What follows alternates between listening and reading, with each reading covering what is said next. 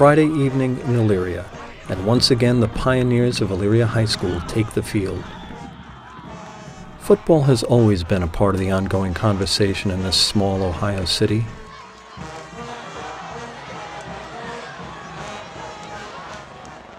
But few players have been more talked about than number 42, Dynamite Ike.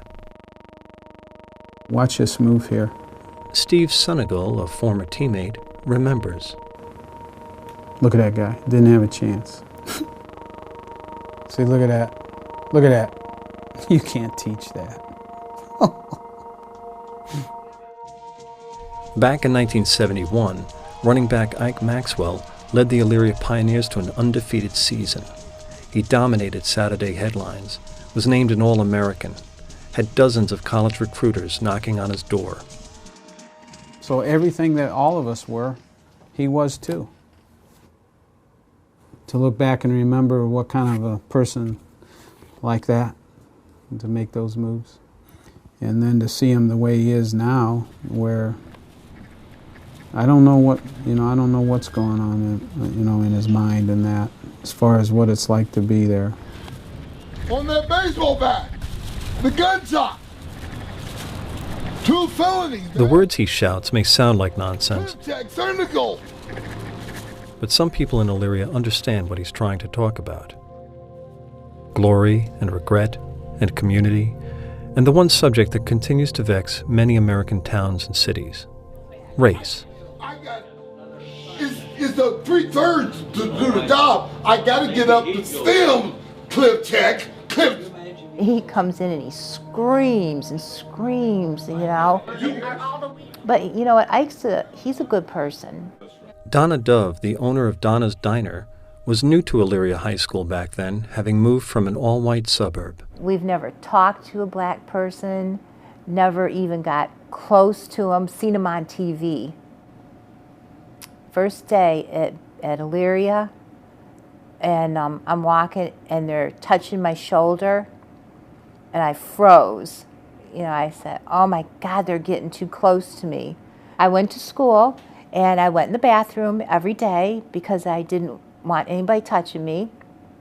And then I said, I'm not coming here anymore.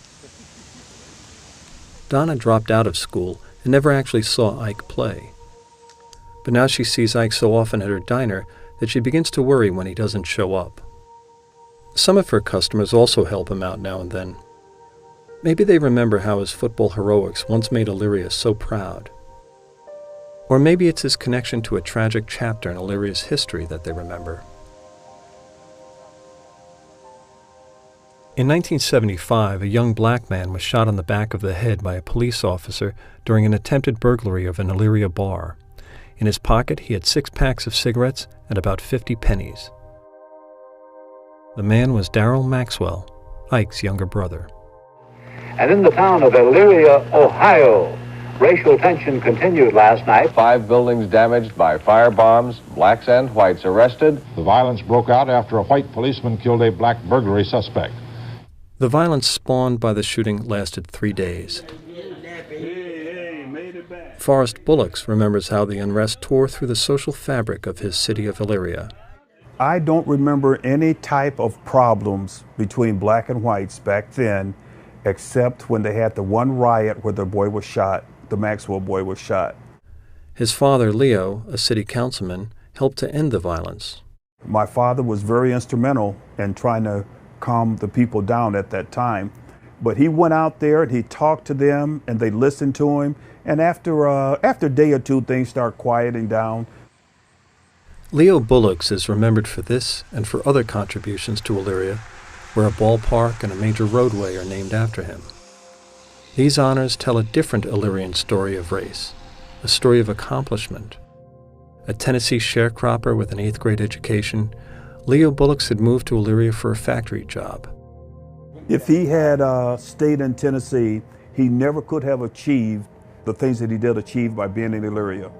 He had a wife, 6 kids, a home that he built himself.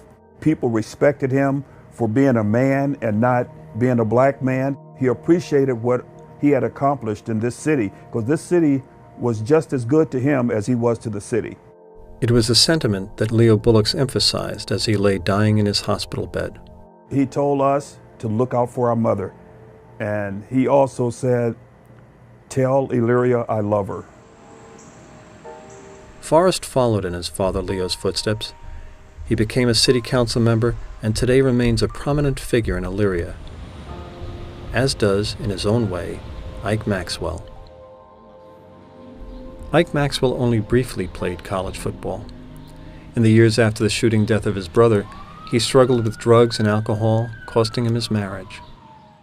Before long, Ike Maxwell was again making headlines, but for the wrong reasons. In 1980, for example, he was hit repeatedly in the head with a baseball bat during an altercation in a bar. He suffered multiple skull injuries. I utter the rhetoric of complex. RAETORICOLPLE.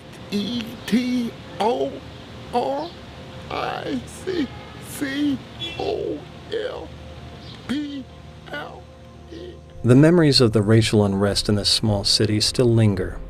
In Elyria, as in most other communities, race relations remain a work in progress.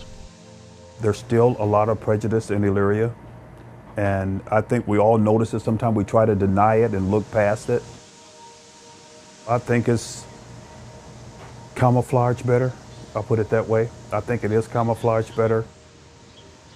Still, there are signs that race relations are improving, one person at a time. I don't know what changed me, but I think it's probably this place that really, that this is where I've really gotten close, like to Forrest and his wife, beautiful people, you know. I don't know, maybe I got older and I just changed. If you were to go to Donna's Diner on a Friday, for example, when Donna has her Lake Perch special, you might see Forrest Bullocks and his wife, Gloria, sitting with Donna, chatting. And, in a corner, quietly eating by himself, you might also see Ike Maxwell.